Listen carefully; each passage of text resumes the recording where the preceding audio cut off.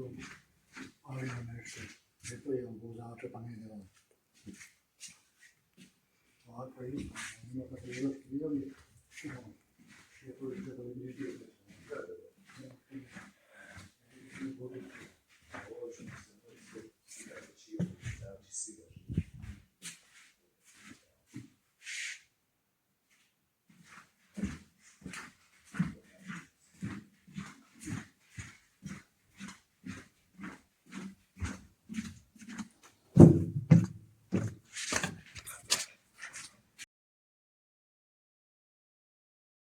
Kad ga je to veseli.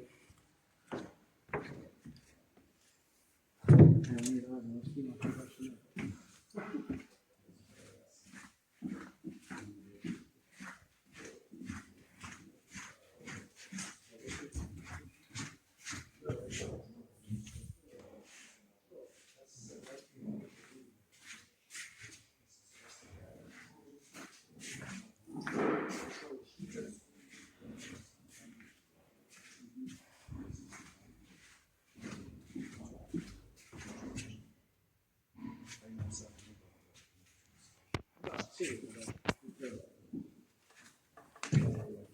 I po ljudskom i po Božjem.